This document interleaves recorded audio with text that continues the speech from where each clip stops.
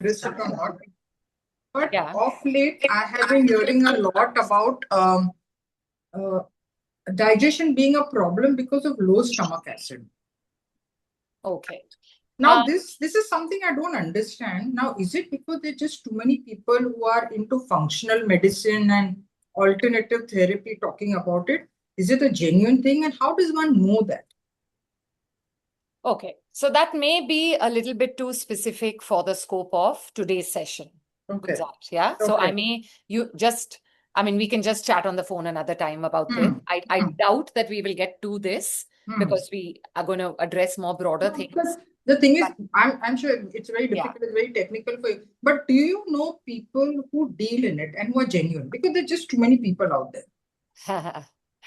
And like for example, then they will say, oh, so if you have low stomach acid, H pylori gets activated. You should treat your H pylori. Now I know for sure that at least all Indians have H pylori in some, because it's a part of your microbiome. It is not considered to be a bad thing until your stomach acid comes down. Then H pylori will start attacking your stomach lining, and then you get into trouble. Okay. Hey, Gulzar, why you are sounding too smart? And maybe you need to take off that wig of your judge wig. उसके बाद How dare पता you, चलेगा. Sunil? Are you bald? That's why you're not showing your face. No, Okay, I'm working anybody with the else doctor with right now. any broader scale questions? So, there are two schools of thought that I've heard. One is intermittent fasting versus regular and very small meals. So, which one works and for which whom, basically? Okay. So that one I'll address, Aditya, towards the end once we cover the basics for sure. Who's on this Sure. Google Pixel 6a? Do let me know so I know who's on the meeting. Hey, Payal. Hi. Hi. Do you have anything specific you want covered? I'm not so clear. I'll rather listen to what everyone has to say. Okay. Hmm. Is Jenna around as well, Aditya? So, Jaina is wrapping up another call. She has a few more questions, but she'll join in a bit. No worries. Okay. So let's get started. Whoever joins in then will. Okay. So what I want to start with is the reason for this kind of meeting.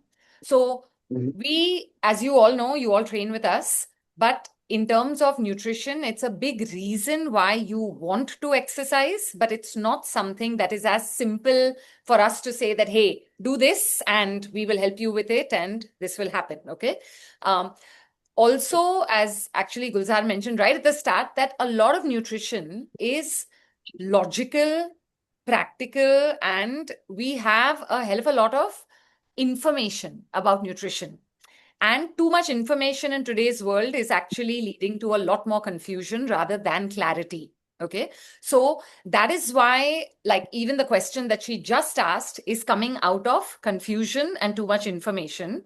Is it even relevant to her? Is it relevant to most of us? Probably not.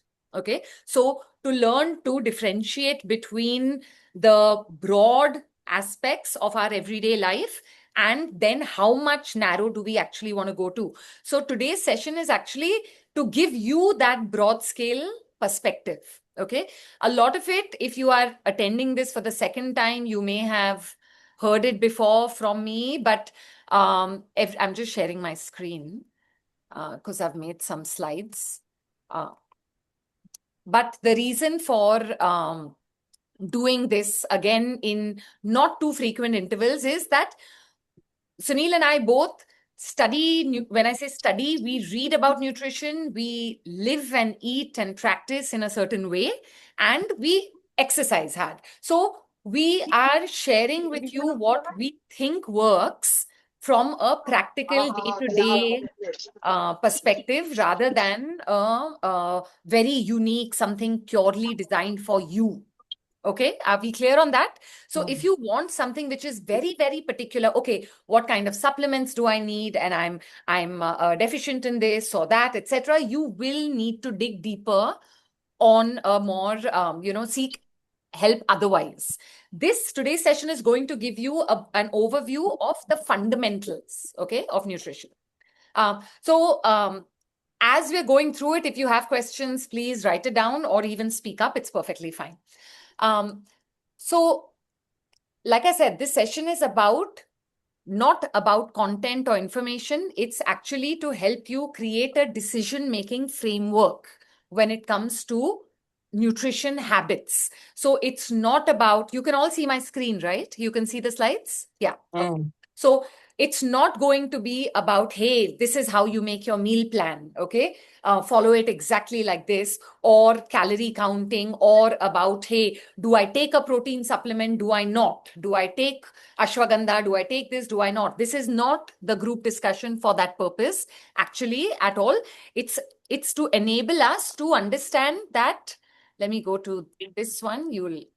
Why do most people's diets fail?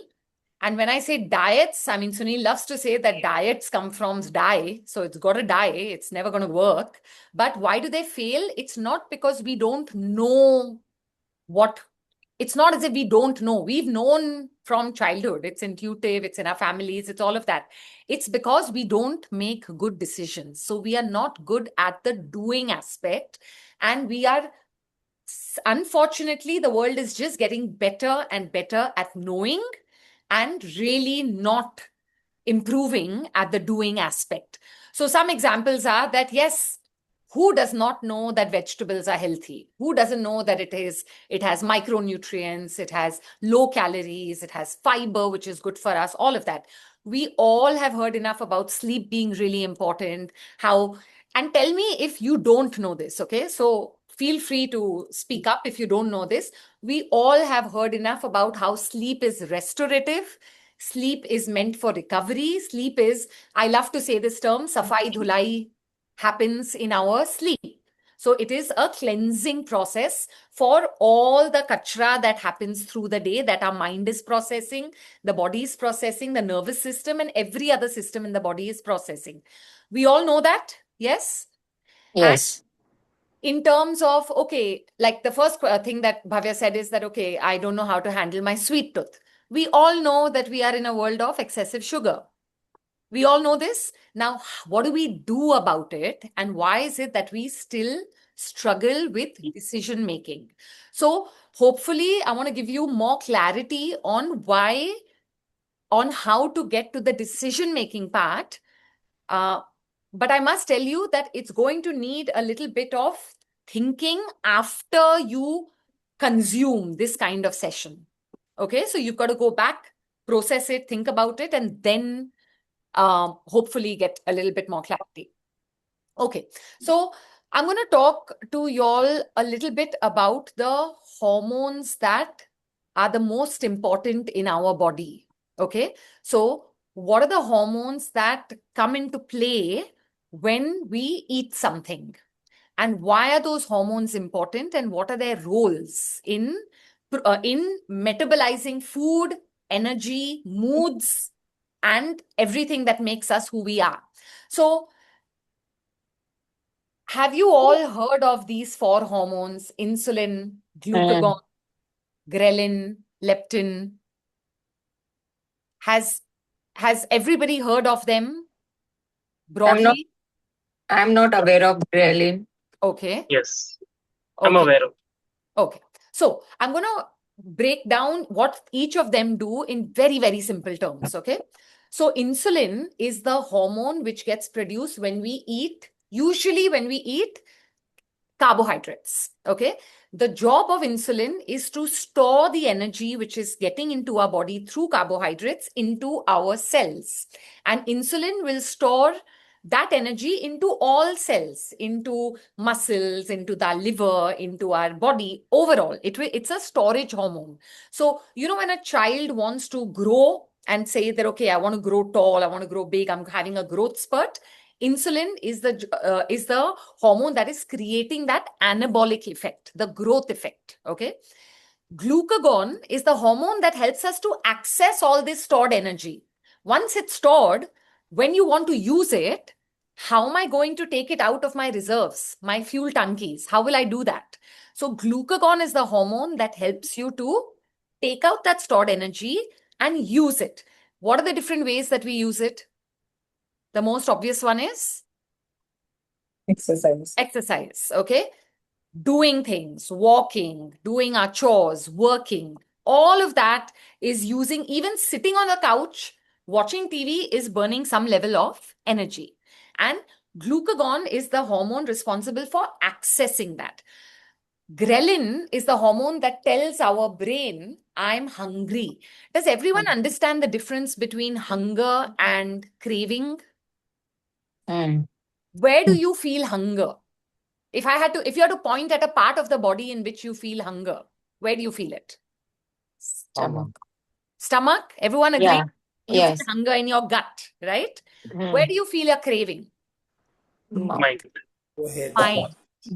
Mouth, mind, Yes. taste buds, senses. Yes. So a craving, how do you identify, am I hungry or am I craving something? I think most of us know that intuitively, right? But Yes. understand that ghrelin is giving you the signal of hunger, which is felt in the gut, as opposed to a craving, which is coming from the brain, which is actually not getting fuel. It's not getting energy. And that's why it gives you a signal of craving. Leptin is the opposite hormone, which tells you I'm full. Where do you feel this satiety signal? Where do you feel it? Which part of the body? The stomach. In the abdomen. You feel it in the abdomen. So when you've had a full meal, do you feel it as if a bag is empty and the bag is full? Or do you also feel it somewhere in the brain or in the head saying, or do you feel it in your taste buds saying, I'm not interested in more of that, more of those tastes anymore? Or is it all of them? If you I think think it's about a combination of many things. All of them. combination All of of many, right? All of them. Yeah. So we are familiar with what satiety feels like, most of us. Yes. Yes.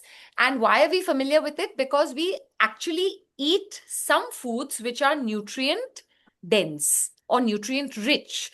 Because satiety can only be felt when you're eating good foods. Foods that make you feel good, foods that take you towards health are the ones that are going to give you satiety. Have you ever felt satiety eating or binging on popcorn while watching a movie? Or a packet of chips? No.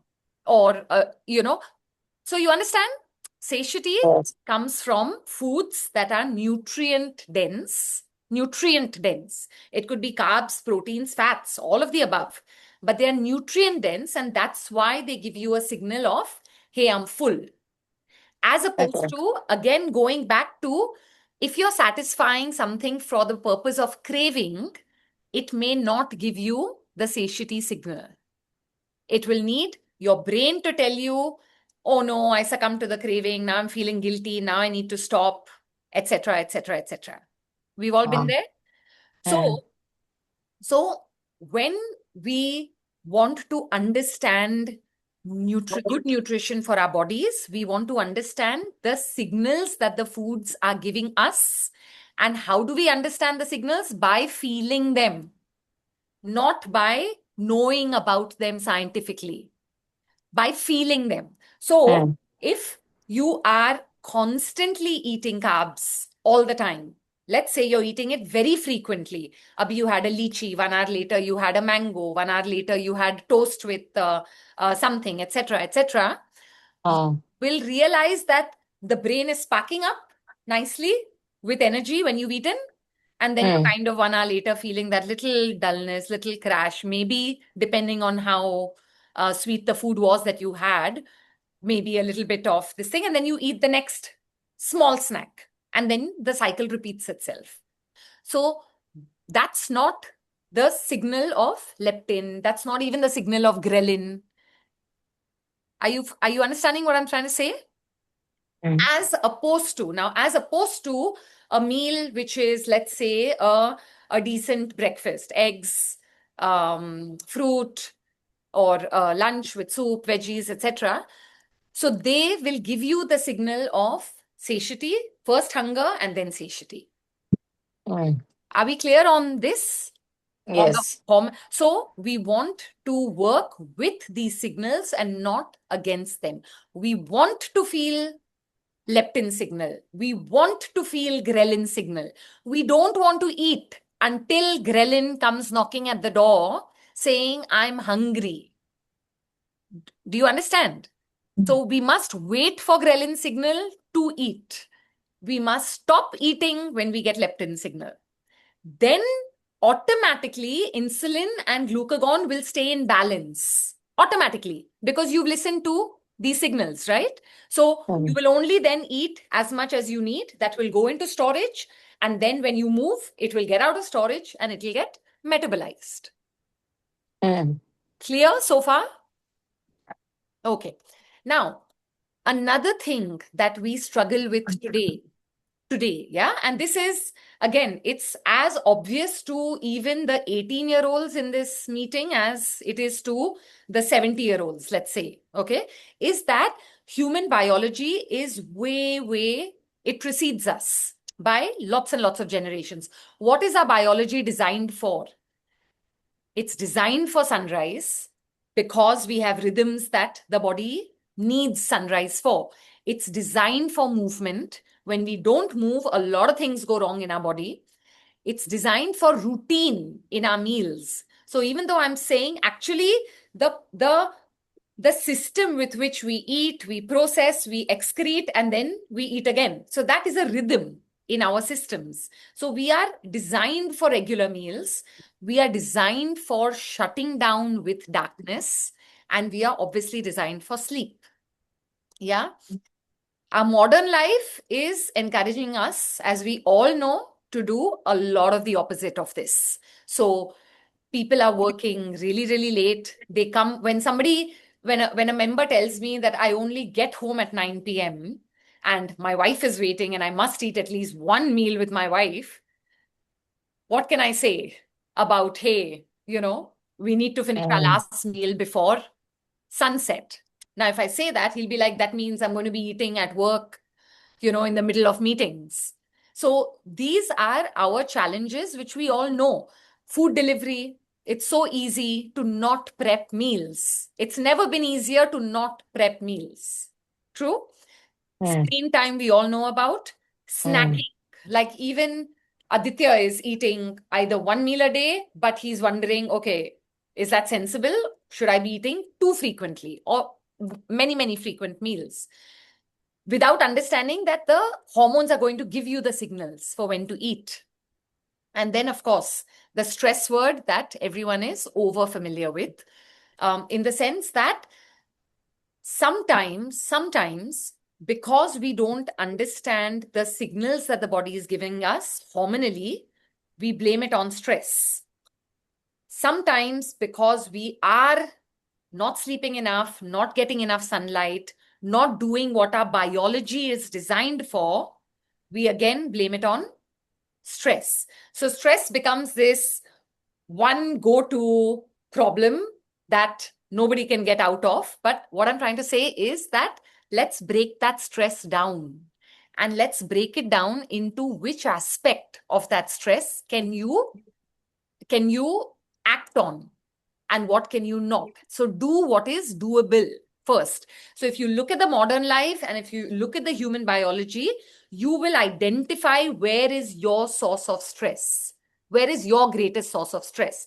Can anyone share an example from what I've explained for yourself?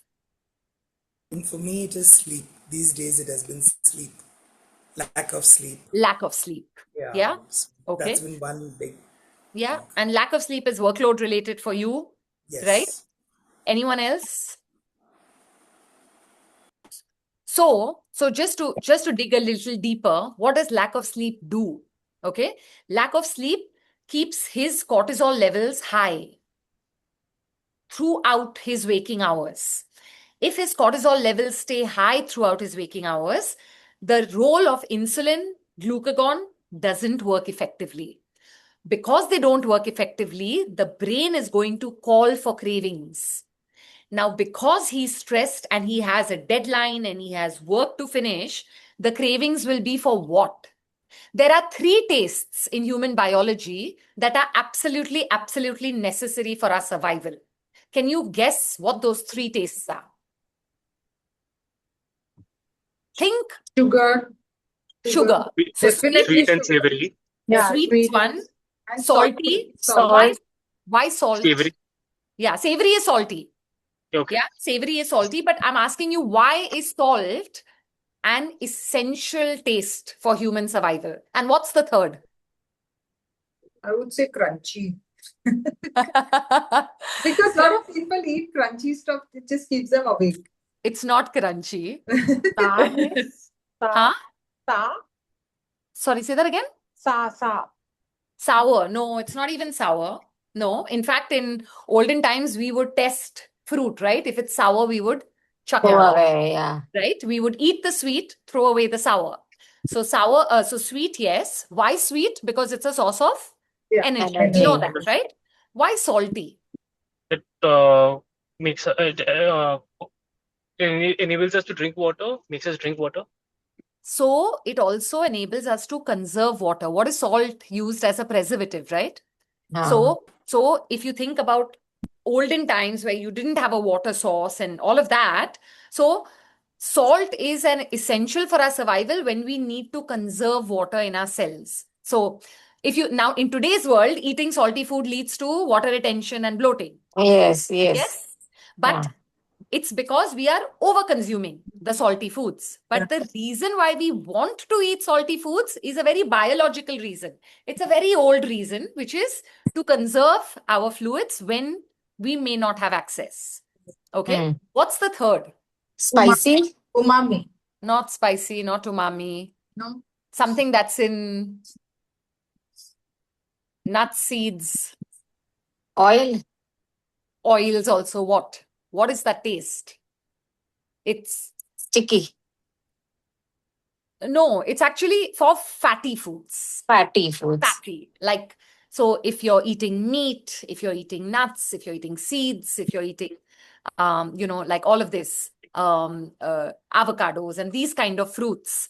So the fatty taste is very important for human survival. Why again? Energy stored. Absolutely. It's a form of storing energy for when we may not find food for a long period of time. So it's the body's survival mechanism. So these 3 are our body's survival mechanisms. So coming back to Ivan's example of if right now his cause for stress is lack of sleep, all 3 of the survival mechanisms are going to shout at him. Okay, because the body is under threat. So he's going to get cravings for sweet foods. He's going to snack more often. Depending on the type of composition he is, he'll get cravings for sweet, salty, or fatty. Do you understand? Depending on what is his constitution for, what is his biggest concern. Subconsciously, he will get stronger cravings. Some people get it for fatty, some get it for salty, some get it for sweet. Okay, is this making sense? Yeah. Anybody else can give me an example of what is causing them stress in their modern life today? And there's no blame. It's just speak it as a fact. It could be a habit. It could be that, okay. Yeah. What if thinking about what food to eat is stressing you out? Yes. So now go back to that previous slide of where, Khushi, do you think the stress is coming from now? What is getting over-secreted when you are thinking about what food to eat? Insulin? Insulin. It is insulin. So insulin is getting over-secreted in your body, even simply with the thought of I'm visualizing, oh, can I order this? Or, okay, I wonder what will be there. What do I have, etc. Or what I'm going out for dinner, what am I going to eat? So even that thought, the body reacts to that thought as if it's getting that food and it's producing insulin. And as it's producing insulin, again, energy is going into storage. Do you understand? The imbalance is coming from that thought. And the brain gets used to this. So that is creating, the brain is getting the signal of craving from it. Make sense? Okay, so am I clear on this as to we need to identify, okay, what are the reasons causing that stress and related to our biology, related to the hormonal signal that we're getting, and then hopefully do something about it. So again, come back to the decision-making framework. I just want to I want to show you this slide over here because we have personally been reading up and, changing a lot of our food habits based on what Ayurveda has observed over thousands of years. It's extremely aligned with modern circadian rhythm research. Okay. So you will hear these wonderful podcasts coming from Stanford University and MIT and all of these that are talking about sleep scientists and circadian rhythm research. And it's all actually completely aligned with what Ayurveda tells us. So in a nutshell, if you had to say that, okay, let me put all my excuses and my lifestyle and my choices aside, what is my body, when does my body feel good doing what? So 6 to 10 a.m., body feels good moving, waking up, hydrating. This is very important. We feel good hydrating between 6 to 10 a.m. 10 to 2 p.m. our heat, our metabolic capacity is the highest in the body, and metabolic capacity is necessary for digestion. So we are capable of digesting everything, including sugar, including a glass of wine, including our big meals at this time between 10 and 2. 6 to 9 p.m., we need to wind our body down, both in all our systems. But digestion is a big one, right? So the lighter eating is very, very necessary. Now, when we are off this rhythm, and on top of it, we are either sleeping less or working longer or stressed about something else, everything then goes on a roller coaster. So, Bhavya, to answer one of your first questions, okay, what do I do after I've had an indulgent day? You go back to saying, let me align my next day as per this rhythm. Let me align my next day, one day at a time, according to this rhythm. So let's say today you have just absolutely, had every indulgence possible. Tomorrow, get up in the morning, move a lot. Get up in the morning, hydrate a lot. Eat 1 or 2 meals, eat it only between 10 and 2. Skip dinner or eat a very light dinner and catch up on your sleep.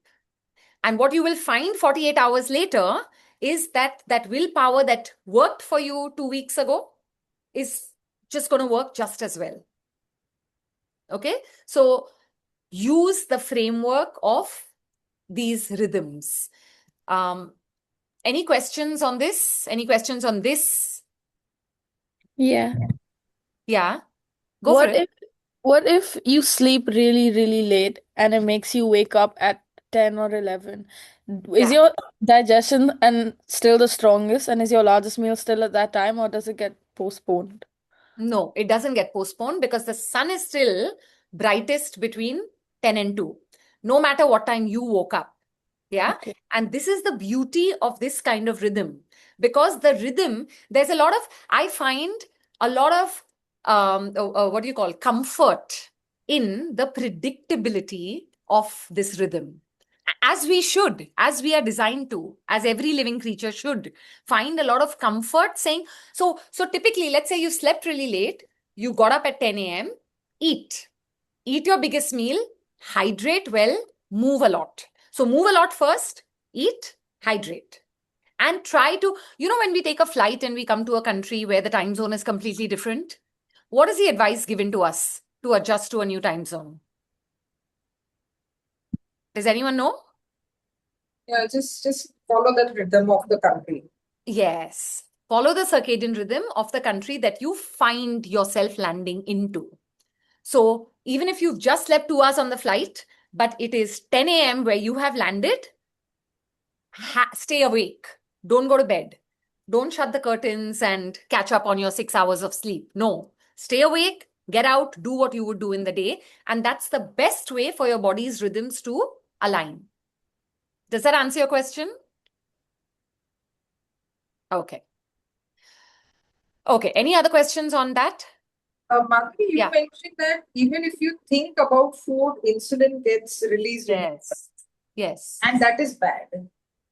It's bad as in that it happens for a reason. It happens because you have programmed your eating habits in that way. So it won't happen if, if your last meal was 4 hours ago and you're thinking about eating the next meal.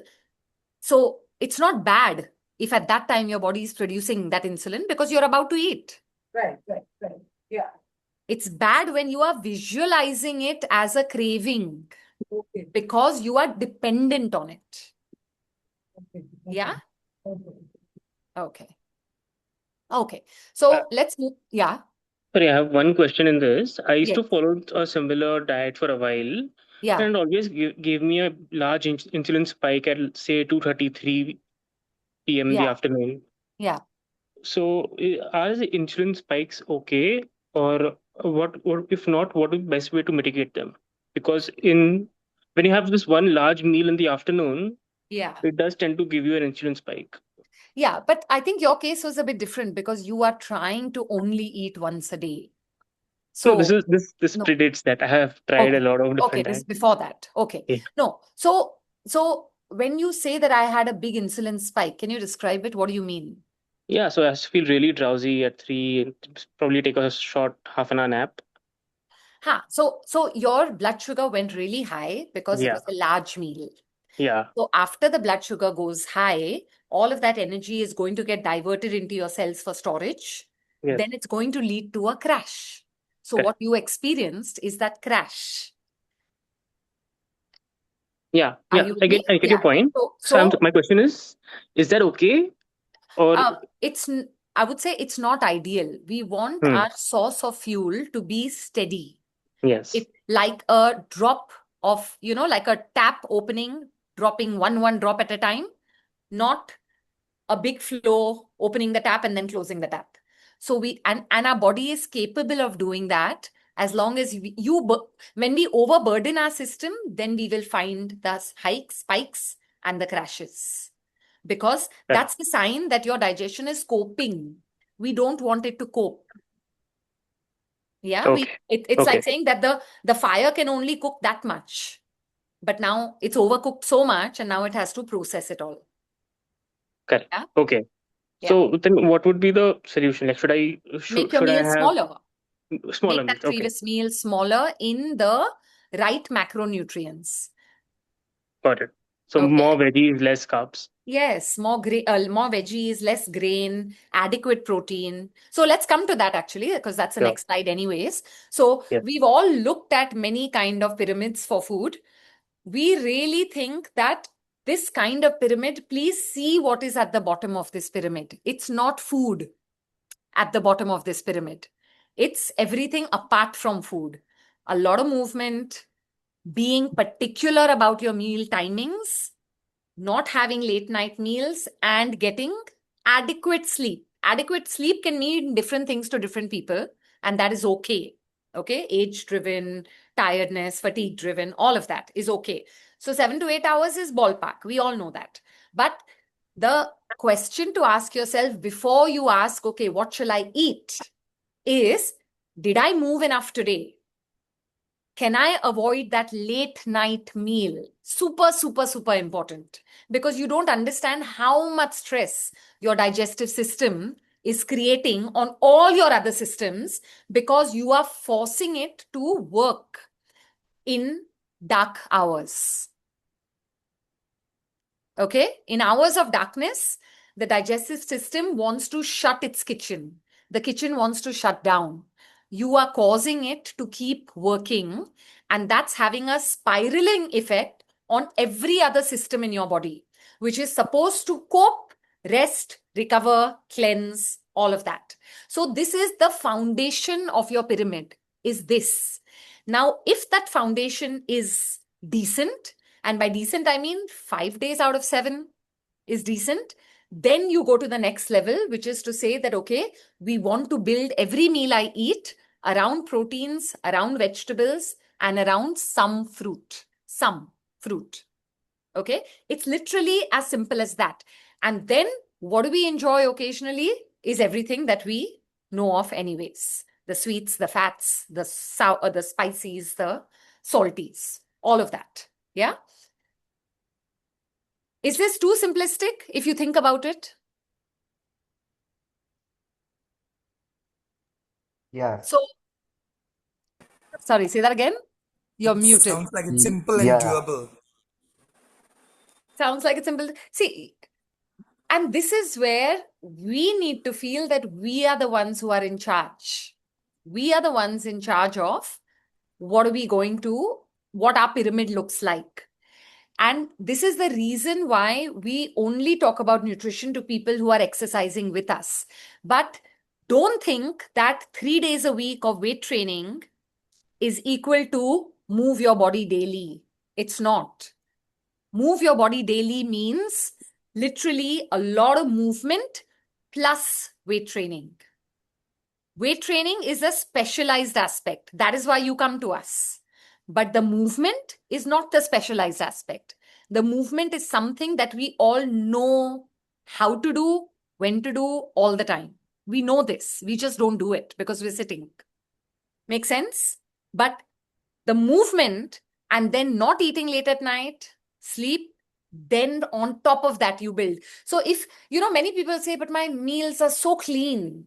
I buy organic, I eat organic, I barely eat out, etc. But they're sitting at a desk all day long in front of their computer. Many of our members don't even move 3,000 steps a day, but they are extremely regular with their training. They come 3 days a week, no questions asked, and come and do the weight training. Is that movement? It's not movement. So it's not going to budge their weight. It's not going to change their body composition. It's not even going to improve their sleep dramatically. Okay? It's just going to give a little support to all of the above. A little support. Okay. So let me move ahead from this. So, some of you who've known us for many years, you'll know that in nutrition, we have spoken about the Whole 30, which is a 30-day program pioneered in the US, works beautifully. We've done it for years.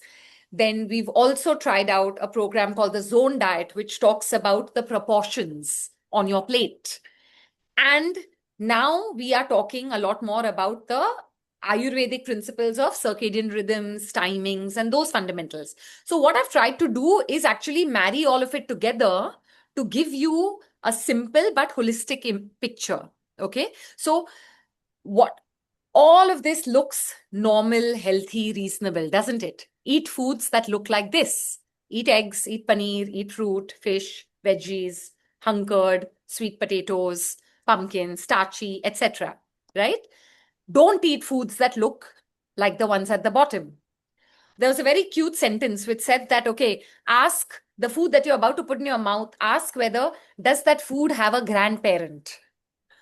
And I thought that was quite cute, because a packet of chips has no grandparents. It was produced in a factory, poor thing, completely from scratch. Whereas that fish had a grandparent, or the sweet potato had a tree, or the yogurt had a cow's family. So it's a very endearing way also of thinking about the food that you don't want to put in your mouth, because you are acknowledging that that is not actually food at all.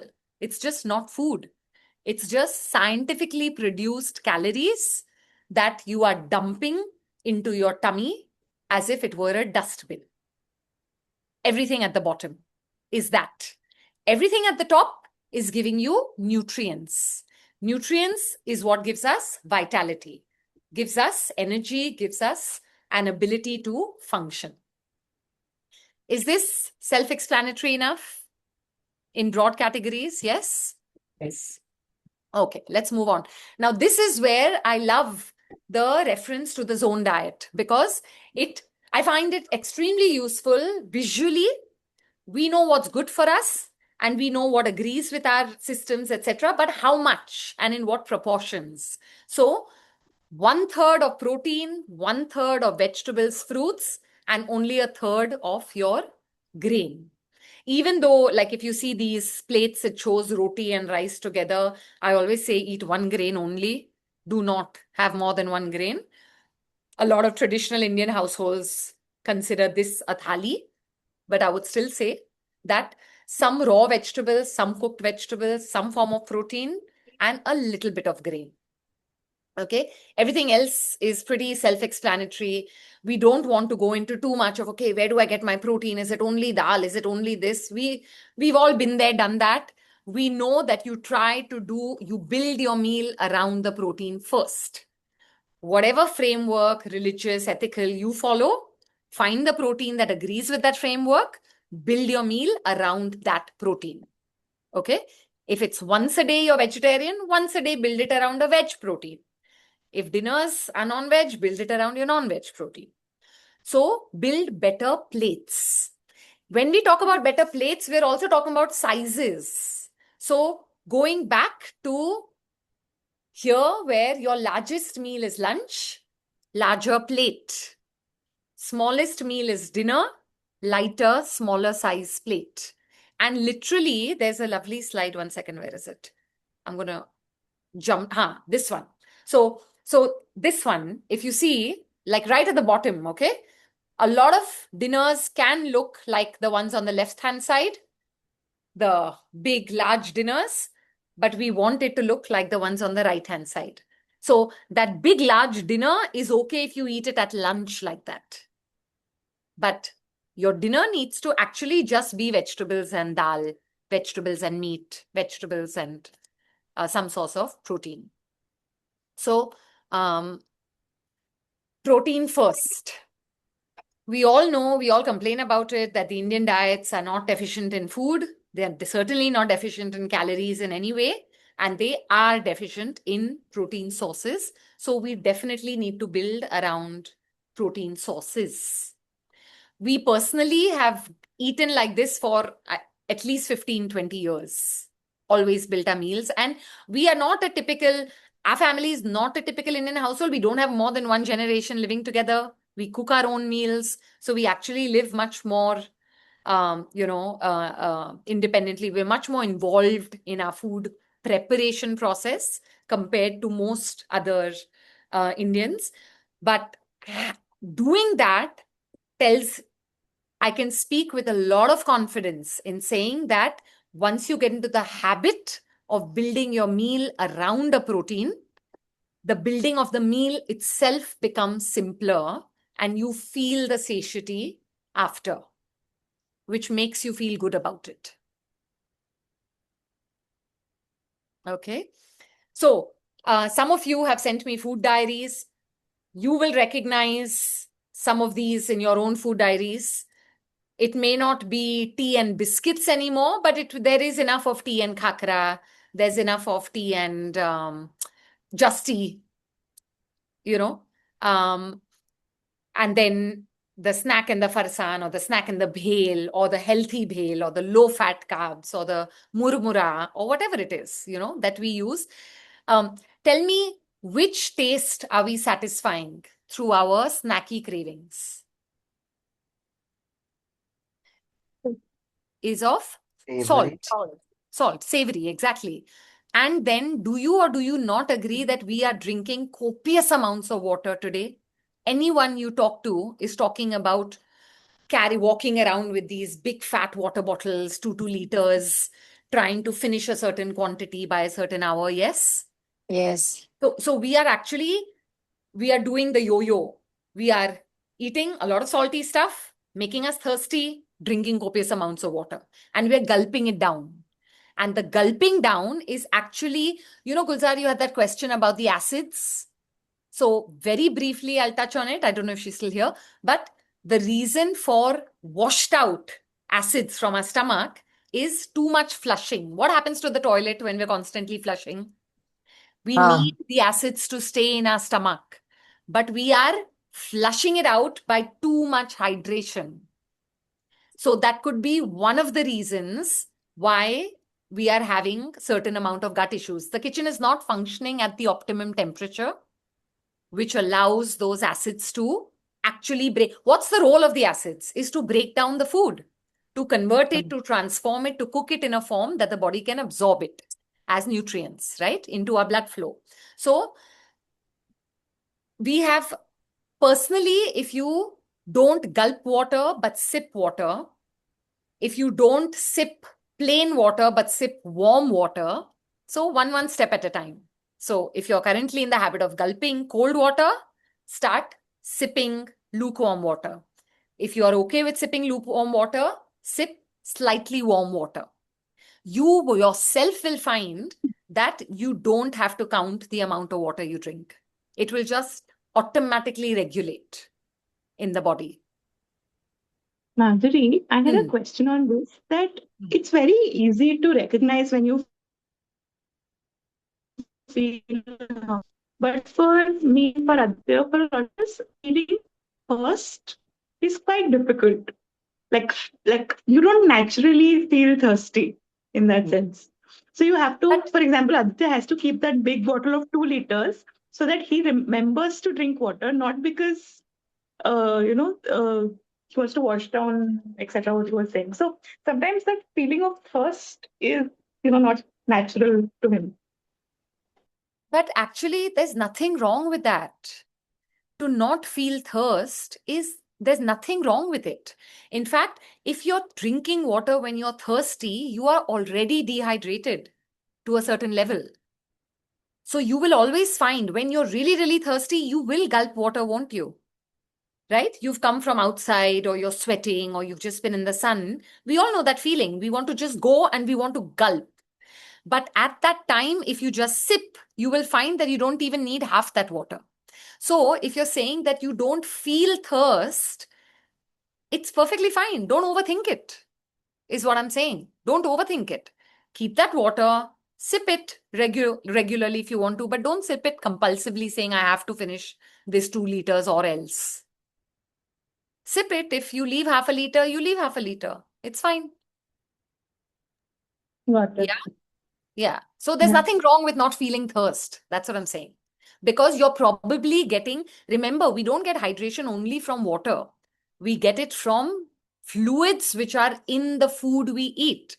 So if, for example, you regularly have a soup at lunch, or you have steamed vegetables, or you have dals or curries, there's a lot of hydration going into all of those. We're not only hydrating ourselves with water. Yeah? Yeah. Cool. Okay. 1 second. I just saw. Okay. Nothing else in the chat. Fine. So, fat loss without obsession. Okay. This is thanks to ChatGPT for helping me make some very presentable slides. But the ideas are all what I do want to communicate, which is that focus on the protein, eat enough vegetables, processed food we all know about, walking. I see a lot of people listening, but not actually hearing that. I know it. I talk to people at the gym. The walking and the early dinners, the 4 and 5, are great in as knowledge, very hard for people to act on. And for a variety of reasons, culturally, all of that. So if you are doing enough of 1, 2 and avoiding enough of 3, focus on the 4 and the 5. And you may find that it's going to be a game changer for you. And it will, not confuse you saying, hey, I'm doing all of this. Why am I not getting the result I want? Okay. Okay. 1 second. Let me see. Okay. So just a quick recap. I don't think I need to repeat any of this, but just for you to see. Decide the what, decide the how, and then execute it. Very corporate. But I also think that overthinking is a side effect of that too much knowledge, but not enough knowing what to do, that paralysis by analysis. And sometimes you don't need to overthink that aspect. Like, let's say you're vegetarian and you say, oh, I can only have tofu. Okay, have only tofu. Move on. Move on to step 2. What is that? Vegetables. Eat a lot of vegetables. Now, that doesn't have a problem for anybody, veg, non-veg. Third one, don't eat after sunset.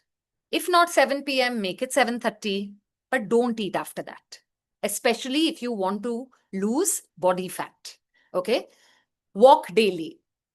There's nothing to analyze about walking daily. You just get up and you walk daily. Now, if I'm already walking 10 to 15,000 steps daily, then I can ask myself, okay, how do I optimize this a little bit, right? Then I will say that, okay, try to get your walking in the sun hours, because that will give your hormones better quality response. That will give you faster fat loss. Rather than walk after sunset, for a long walk, do your long walk out in the sun. Then you'll say, I can't, etc., etc. But essentially, you don't need to analyze that more. That's what I'm trying to say. You don't need to analyze that more. Walk. If you're already walking a lot, walk more in daylight rather than darkness. Sleep, reduce packaged foods. Okay, Sunil wanted a few minutes, and I'm just going to ask him. But this, I just want to show you that I know we all know what our traditional Indian meals look like, okay?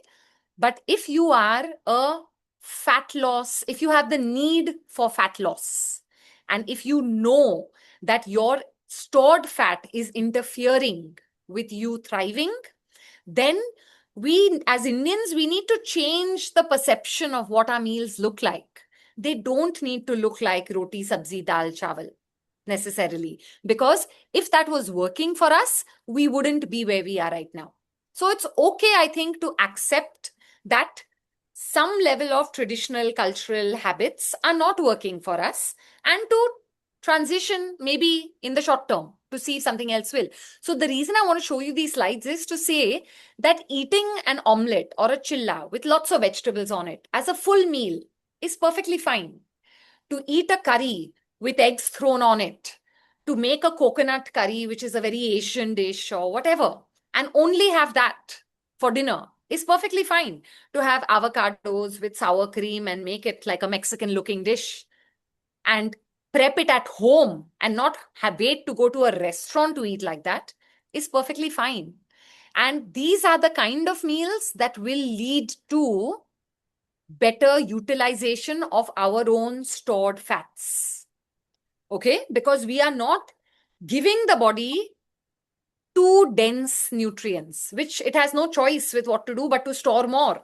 With these kind of meals, we are giving the body lean nutrients. So the body says, hey, I got some from my meal. Now let me use some from what I already have stored. Make sense?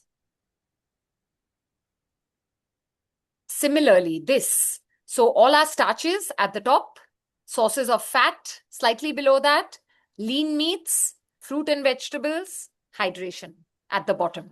So these are a whole range of different types of pyramids that, where are we? Yeah, there we are. Okay. Oh, no, sorry, 1 second. Just trying.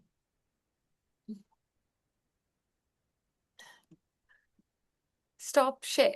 Okay, wonderful. Okay, so in a nutshell, I've basically covered what I wanted to cover. I want to just ask Sunil to turn on his video and mic. He had something to say, and then if you have any questions, then we can take those. Yeah. Okay. So I know Aditya had some question. I can also answer that later. But I just wanted to tell everybody, and also because I've been in the industry for about now 26 years working, and I have seen some people get it and many people struggle with it. And I just want to make you guys understand there is most of you, those who are online right now and listening to this, are you have a desire desire in the sense that many people desire, oh, I want a bikini body or I want to be thin. The men may be desiring to be a certain way, muscular and all those things. The desire, there's a difference between desire and will to do. The will is like, the reason I'm giving this example is because I've seen Madhuri in the last 5-6 years doing different things, from Odyssey to weightlifting to now guitar. But what it is, and also if I talk about Aditya, like, if you're doing a business, it is not like every day things are getting better. You get up in the morning and you make that will that I will do this thing, whatever you're doing. It may be a small step. It may be the same step you're doing. It may be a boring thing you're doing. Yeah, but you're willing yourself to do it. Like Madhuri is taking the time aside every day for 15 to 20 minutes to practice her guitar so that she gets better at it. And many of you guys are who's online, from finance field to even Ivan, who's the piano guy, but who's been doing it for decades. But every day you keep doing the same thing over and over again, and slowly becomes a part of you, and you get better at it. This is not going to be easy. Whatever Madhuri has said about, the food has been spoken about forever, and half of you will listen to what you have heard, and many of the things you may discard it. Yeah, and you may desire again. Oh, I wish, but it doesn't happen like that. Every time, whenever we choose to do something, all of us, when we get up in the morning, we have certain will. Oh, do I want to go or don't want to go? Sometimes we may say, oh, it's raining, I don't want to go to the gym. I don't want to do this walk. Yeah. So those are the choices you make. All that I'm saying is that will is necessary. I'm not talking willpower. I'm saying that willingness to do things over and over again all the time is necessary. And what Madhuri has said is all about good food and the good food habits. Even the fact that whatever the food habits or the good food which is being cooked at home and hopefully by yourself, which is a skill many of us are losing, is that itself will make sure that you're losing some kind of weight. Okay. And when Madhuri was also saying at the bottom that, the exercise or movement and all those things, what you have to understand is exercise is a conscious effort whereby you're doing something. Okay, it's a conscious one. Whereas most of the caloric expenditure through the day happens, most of it, I'm just saying, happens is called non-exercise energetic thermogenesis, non-exercise. So it is so you'll see, like if you see us or even many of the other people, we are moving throughout the day doing whatever we are doing. It is very small things which adds up to a lot. Do you get it? It's where there's a constant movement, and many of us are maybe bound by our work by that we have to sit at one place and we are not moving as much. So that adds up. So that is why then one has to make that conscious effort of walking after every meal or trying to do all those things. Okay. So there's no, we don't have a set rule that it has to be 10,000 steps. It can be 7, it can be whatever. It's just that the movement has to be slightly more. So if I have to say anything, guys, just don't desire something. Don't desire to be thin. Don't desire. Just make sure that you do the same practices which you're good at, which you're already good at, whatever profession you're doing. Those practices, you try to put it for food and the movement. It cannot be a choice between the two. It is not a choice. Many people say, okay, I want to have weight loss. Isn't it 80% to do with only food or this thing? It doesn't work like that. The thing is, it is a stupid question. The thing is, the movement, the body is meant for movement. It is not meant to just sit at one place and I think, okay, I will eat less. It will not work like that. And Aditya, you were saying about the lethargy, the insulin release by Madhuri was talking about. What happens is, and even Bhavi was talking about the sweet tooth. What happens is that if you have slightly higher body fat, it can be anybody, male, female, anybody. You have a tendency, because the fat is more, the fat demands carbohydrates, that demands sweet. Okay, so if you have a body fat which is higher, it is always asking for these things because that is what it likes. Okay, so, and of course you'll be slightly more lethargic because you're having all those things. Whereas if you're eating the way which is more fibrous, or which is like, for example, all those protein, whatever Madhuri was talking about, that is the thromogenic effect, which means the amount of calories needed to digest the food is so high that, so if I'm eating say, some kind of which is protein, and the meaning of protein is actually protos, which is of prime importance. So that is why she said you have to consider this most. Okay. So when you are eating protein, even if you are doing X amount of grams, the body can, because to absorb it, it requires more energy. So you end up getting lesser. And not only that, you feel fuller more because of the protein. They get it? Whereas with as soon as you have fat is absorbed fastest by the body, because body wants to hold on to it. And actually the insulin release is most for carbohydrate, then for protein, and then for fat. So if you're saying Bhavya is saying I feel the sweet tooth is because the body fat is high. Once the body fat starts going down, and you'll feel that my sweetness or the cravings are lesser. But initially you have to make that choice. Now the thing is, when I say will, so for example, Madhuri was talking about the cravings and all those things. When you have a craving, it is a thought. Okay, one can have a craving. Okay, a pretty girl is walking by. I want to hug her. Is that possible? Or is that the thought? The thought comes and I say, no, that's not the way I want to behave and all those things. And then I make that choice, the willingness to do something else. Yeah, all of us, whenever we are doing something. So same thing, when you have the craving, give that timeline or lag of how am I behaving. So you separate yourself, you take yourself out of the picture. Understand, this is a person who's and the person who's not, who wants to, who's willing to not take that choice. Can I just paraphrase that, Sunil, into a sentence, which is that how do I make good decisions when no one is watching me? Essentially, what Sunil is saying is that adult voice in our head needs to ask itself that how do I make good decisions when I'm answerable to nobody, when no one is watching me?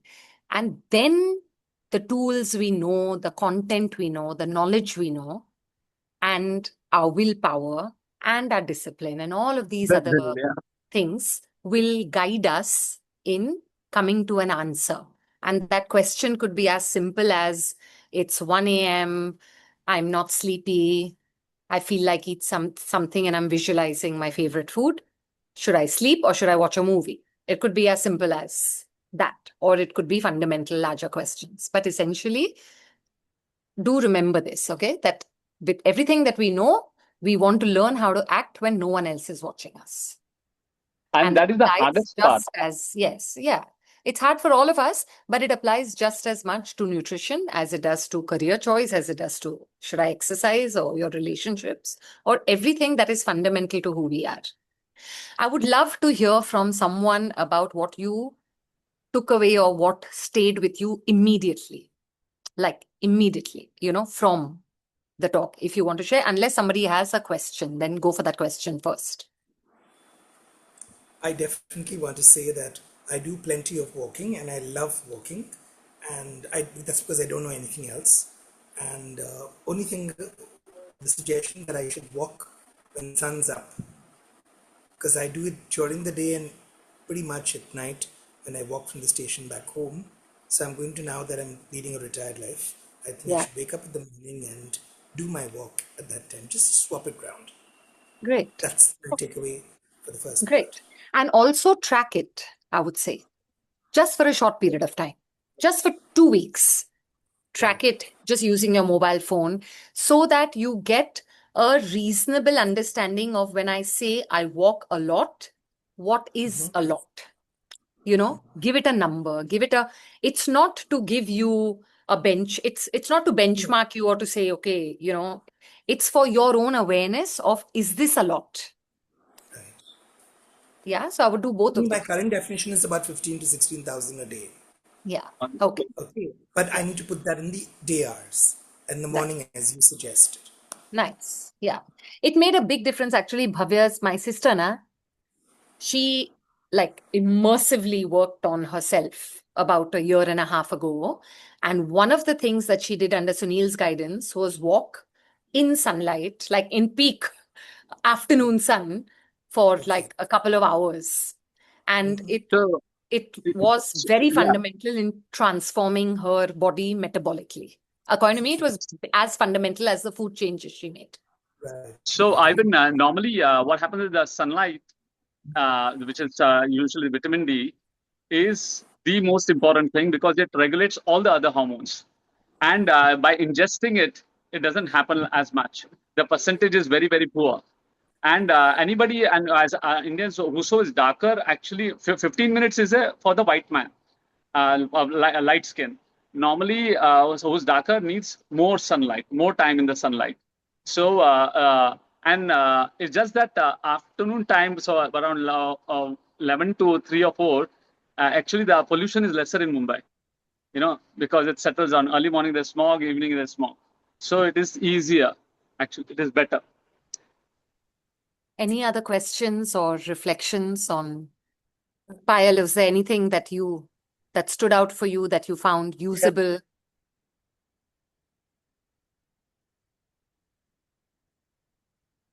Hi.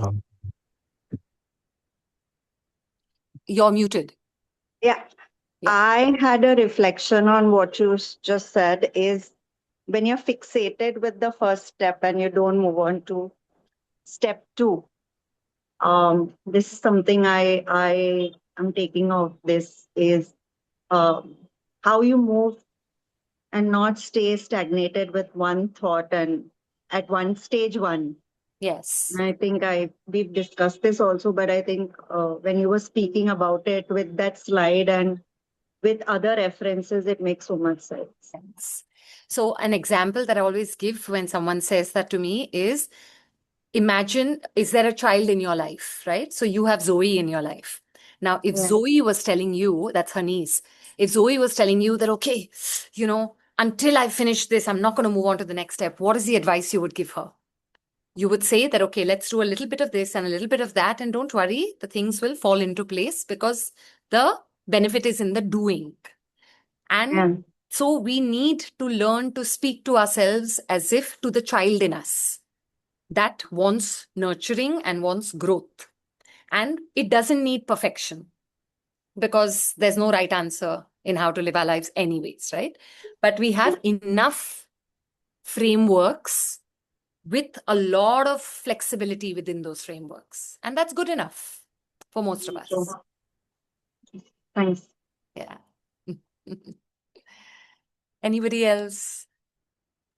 I think, Madhuri, for me, what is missing is movement. Definitely, that is my biggest problem. Yeah. I exercise, but I hate walking. Like if I go outside of the country or even other places which are nicer, I walk. I can walk 10,000, 15,000. It's just that Bombay doesn't inspire me to get out of the house. And can I tell you that 10,000 is today in our cities, it is the bare minimum. Yeah, it's not the upper limit at all. It's the bare minimum, and it's not you. I would say 60% of elite fitness members walk no more than 5,000 to 6,000 a day. So they are not even reaching we are not reaching the bare minimum. Yeah, like Sampath doesn't walk at all. I don't see Sampath walking. Gulzar, I would say, better than abroad. Actually, Mumbai is the right place to walk. Because as you get older, the thing you lose is it's called proprioception. Proprioception is ability to move in different directions suddenly and anything coming at you. In Mumbai, everything is coming at you at all times. If you're going one way, there is traffic on the footpath also and everywhere else. And the footpath is also uneven. It's uneven footpath. So that, you are always challenged. So it's actually a good thing. But now we have the coastal road, we have the Worli promenade. But you have no idea how bad the weather is. Like, we just go out in 5 minutes, you'll be like drenched in sweat. It's just like horrible. It's an adaptation process. Literally. It is. It's there. It's why is it that... But tell me one thing, Sampath doesn't move at all. I have never seen somebody. He comes back and then he's just sitting there like a little water buffalo and he does nothing. But he's so much fitter. Why? He has literally, I move much more than him because I'm cooking, I'm walking around, this, that, da, da, da, da. Yeah. There's nothing. But that's a useless question. I mean, who cares how fit Sampath is? We are talking about you, right? You're concerned with I you. know, but why So- is it that he can be fit without walking? No Yeah, need. Gulzar, get over it. Life is not fair. Get over it. Yeah. Like, It's not. look, And both of us have studied, but I'm smarter than you. It's not fair.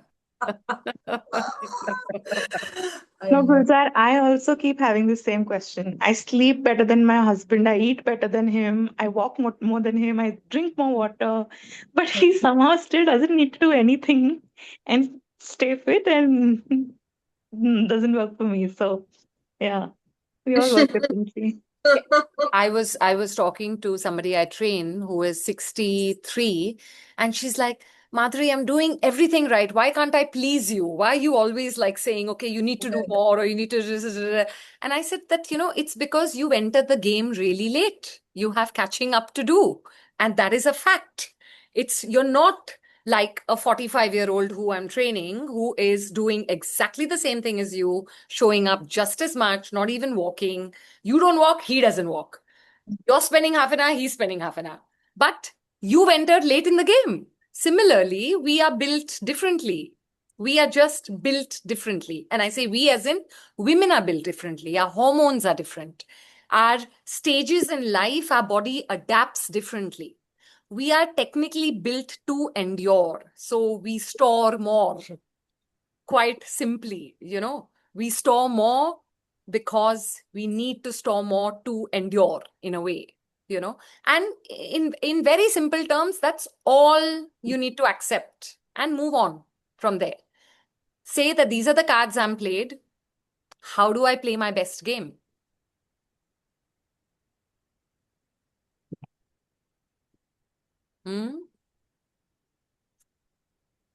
But what we are very good at is coming up with all 20 reasons as to why not to. That also we excel at.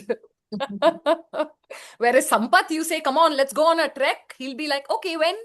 Let's go. And you will be like, okay, the trek has to be here only, then only I'll go. I'll only walk in this country and I'll only walk on that planet. So, hello. Yeah, he only wants to do something exotic. He doesn't want to. That's why I married you. Acha, I'm exotic. Wow.